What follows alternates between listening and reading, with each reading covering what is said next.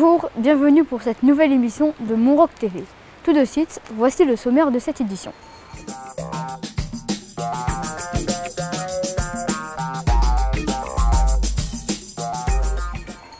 Il ne reste que quelques fermes dans la vallée de Chamonix. C'est à la ferme d'Ortaz que nous avons essayé de comprendre pourquoi il en restait si peu. Un sujet réalisé par Morgane, Marion et Lali. Alors deux choses, je vais prendre un chien de berger à mes pieds, donc pareil, il ne faut pas l'appeler, pas le toucher, c'est lui qui va diriger les chèvres pour aller jusqu'au parc. Et à l'intérieur du troupeau, j'ai deux chiens blancs, des patrouilles, ils ont 7 mois, ils s'appellent Orangina et Sauvage. Et c'est des chiens pour garder, parce que c'est une zone loup. Et du coup, il ne faut pas que vous traversiez le troupeau, il ne faut pas que vous essayiez de les caresser, de faire des gestes brusques, de crier si c'est possible. Voilà. C'est quoi une zone loup? Une zone loup, c'est des zones où il y a déjà eu des attaques de loups. Et du coup, l'État, il met les communes, il les marque en rouge sur une carte. Dans ce secteur-là, c'est possible qu'il y ait un loup qui soit installé. Et du coup, il y a des mesures de protection particulières. Et ici, il y a déjà eu des attaques de loups. Et du coup, on est en zone loup, donc on est obligé d'avoir ces chiens sur tous les troupeaux. Les brebis aussi bien que les chèvres.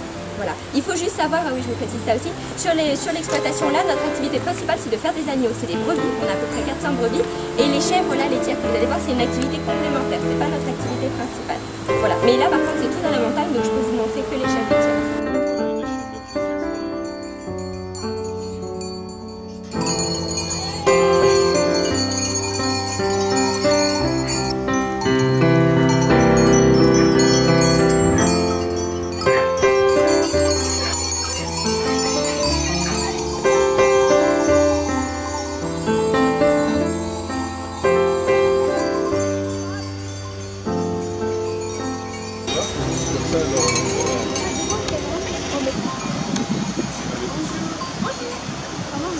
Ça fait longtemps que vous êtes installé ici? Moi non, ça fait 3 ans que je suis là, depuis mes 18 ans. Et par contre, je travaille sur la ferme avec mon mari, Vincent, et ça fait 20 ans qu'il travaille là. Et avant, la ferme a été créée par son père en 1976. Donc ça fait un petit bout de temps. Pourquoi il n'y a pas beaucoup de terre ici? Parce qu'il n'y a pas beaucoup de terre, tout simplement. Vous avez peut-être été dans le centre-ville de Chamonix, c'est une ville qui est très étendue et de chaque côté, il y a les montagnes. Et du coup, il n'y a plus assez de terre pour installer des fermes, tout simplement. À Chamonix même, on est les derniers. Et vous venez d'où? Moi, je suis de Bretagne. Par contre, Vincent, il est né ici, depuis X générations. C'est quoi comme espèce? Ça, c'est des chèvres de Savoie par contre. La race, c'est de Savoie et l'espèce, c'est chèvre. Et c'est des chèvres d'ici. C'est la race locale. Okay. Voilà, des chèvres laitières. Les chèvres, c'est pour faire du fromage, j'imagine? Oui, tout à fait. C'est une race laitière et du coup, on traite tous les soirs. Il y a des gens qui traitent 2 fois par jour et nous, on n'a pas le temps. Donc, on traite 2 fois par jour et on fait du fromage matin et soir. Voilà, fromage de chèvre. Des tomes et des fromages frais de chèvre qu'on vend à la ferme, sur des magasins à Chamonix et puis en alpage. Quels sont les animaux là qui en alpage alors actuellement?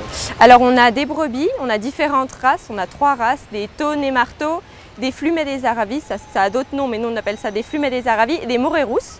Et sinon on a des vaches, des gasconnes. Et puis aussi des cochons en alpage. Voilà. Des cochons en alpage? Oui, pour le petit lait, parce que si vous voulez quand on fabrique le fromage, il y a une partie qui va devenir du fromage et une partie c'est un déchet. Une partie, c'est un déchet, ça s'appelle le petit lait. Et en fait, c'est très toxique pour l'environnement. Oh! C'est très toxique pour l'environnement, on n'a pas le droit de le remettre dans la nature et du coup, on est obligé de le donner aux cochons qui le mangent et ça les fait grossir. Voilà. On a 2 alpages. On a un alpage pour les chèvres qui est à Lacharme, entre Saint-Gervais. Doucement! On a un alpage orange. Un alpage qui est à Saint-Gervais-les-Bains et un alpage qui est à Barmerousse, au-dessus de Passy, à côté du désert de Platée. Un pour les chèvres et un pour les brebis. Voilà. À quel moment que les animaux reviennent ici on est au mois d'octobre. Octobre, pas avant, on monte au 15 juin et puis on descend au 15 octobre. Les brebis, si vous voulez, la montagne des brebis, c'est une montagne qui est très haute et il n'y a pas d'eau potable. Donc on ne peut pas mettre un berger dessus. On est obligé de monter et puis de redescendre le soir. Donc ce qu'on fait, c'est qu'on tire des filets, comme ça, la même chose. On tire des filets sur toutes les arêtes. Et puis on laisse les brebis au milieu sur un domaine, je crois qu'il y a 600 hectares, quelque chose comme ça, et on met des filets tout autour. Et par contre, la montagne des brebis n'est pas en zone loup, donc c'est pour ça qu'on ne met pas de berger pour le moment. Et la montagne des chèvres est en zone loup, et du coup on est obligé de laisser quelqu'un tout le temps avec les chèvres. Voilà. Et quand la montagne des brebis passera en zone loup, parce que leur territoire s'agrandit, on sera obligé de changer de montagne. Voilà, donc on verra à ce moment-là. Pour le moment, on croise les doigts. Là, les chiens que vous avez sont jeunes? Oui, ceux-là, ils ont 7 mois. Et c'est pour ça qu'ils sont un peu tout foufou. Ils sont petits encore, ils vont devenir beaucoup plus gros que ça. C'est une race de gros chiens. Et par contre, on a des adultes, bien sûr, on en a 3 et ils sont avec les troupeaux en montagne. Voilà, pour les protéger. Mais ceux-là, comme ils sont petits, il faut les éduquer, si vous voulez. Du coup, on les laisse avec les troupeaux de chèvres et on les a tous les jours avec nous. Comme ça, ils apprennent comment se comporter. Voilà. Il y a un apprentissage particulier, c'est vous qui faites l'apprentissage ou... Alors le principe du patou, si vous voulez, c'est qu'ils sont nés, leur mère, on les laisse toujours dans les troupeaux et du coup ils sont nés au milieu des moutons. Et quand ils ont toujours grandi au milieu des moutons, on les a jamais fait rentrer dans une maison. Donc en quelque sorte, ils se prennent eux-mêmes pour des moutons ou des chèvres. Et du coup, ils s'intègrent au troupeau et ils ne le quittent jamais parce qu'ils en font partie d'une certaine manière. Et un patou, on ne peut pas l'élever comme fils, par exemple, qui connaît beaucoup d'ordres. Les patous, ils connaissent aucun ordre, ils connaissent que leur nom. Et par contre, on leur apprend au fur et à mesure qu'ils grandissent à rester avec les chèvres, à laisser passer les gens mais à les renifler, à défendre contre des chiens, voilà. Tout à l'heure, voilà. Vous avez dit qu'il y avait eu des attaques de loups. Vous-même, votre troupeau en a été victime? Alors moi, depuis que je suis là depuis 3 ans. Il y a eu une attaque l'année d'avant où je suis arrivée. Donc il y a 4 ans sur notre troupeau. Et depuis, on a eu de la chance, on n'a pas eu d'attaque. On n'a eu que des chiens errants, mais pas de loups. Et par contre, tous les troupeaux aux alentours, on sent bien que ça se rapproche de chez nous, quoi. Nos voisins en ont eu et ils vont finir par s'installer dans la vallée. Jusqu'à présent, on nous a dit, les services qui étaient experts de ça, qu'ils ne s'étaient pas installés parce qu'il y avait trop de monde tout simplement dans Chamonix et qu'ils étaient trop dérangés parce qu'il y a des chemins partout, quoi, si vous voulez. Mais bon, ils vont bien finir par réussir à trouver un endroit où s'installer. En tout cas, cette année, vraiment, ils se rapprochent de Chamonix. Et combien de chèvres? Là, il y en a 35 des chèvres. 35. Mais par contre, je ne sais pas si vous voyez, il y a les petites comme ça, qui n'ont pas de cornes et qui sont toutes petites encore. Elles n'ont pas encore une année. Elles auront une année en octobre et elles n'ont pas encore fait de lait, celle-là. Et il y a celle, par exemple, qui est derrière avec la cloche, là, qui a des cornes. Ça, c'est une adulte et elles font du lait, c'est elles qu'on traite. Et elles vont toutes faire des petits au mois d'octobre et à partir de là, on les traitera toutes. La plus vieille, c'est celle-là, Gargamel. Elle s'appelle. Elles ont des noms, les vieilles. Des petits fromages, il faut combien de litres de lait? Alors on a des bidons, là c'est un bidon de 5 litres et vous voyez j'en fais 8 à 9 par jour des petits fromages. Comme ça. Donc il y a beaucoup de pertes. Là j'ai pas prévu pour ce matin de faire des fromages avec vous, mais sur un bidon qui est grand comme ça, je vais avoir les 3/4 qui vont passer en petit lait. Donc je récupère pas beaucoup de fromage. Voilà, parce que le fromage c'est quelque chose de solide et le lait c'est quelque chose de liquide, donc il y a beaucoup de liquide à enlever avant d'arriver à quelque chose de consistant. Merci beaucoup. Merci à vous.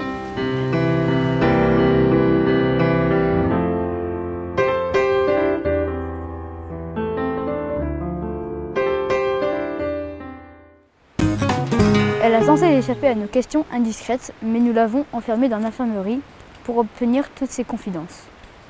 Le portrait d'Amélie réalisé par Soline, Éléonore et Marie. Coucou. Coucou. Salut. Coucou les filles. Ça va? Ça va et vous? Oui. Est-ce qu'on peut te poser quelques questions? Oui, bien sûr, allez-y. Ok, comment t'appelles-tu? Je m'appelle Amélie, T'as quel âge? 25 ans.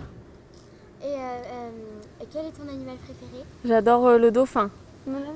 Et tu fais quoi dans la colo, tu fais quoi comme... Je suis assistante sanitaire, du coup je m'occupe de soigner les bobos des enfants ou de leur donner leur traitement s'ils ont besoin. Okay. Et t'aimes ça toi, faire ça dans les colos et tout? C'est la première année que je fais ça, mais je trouve ça intéressant. Oui, c'est un autre côté de l'animation, entre guillemets, des autres colonies de vacances que j'ai déjà pu faire. Okay. Et qu'est-ce que tu fais en dehors des colonies?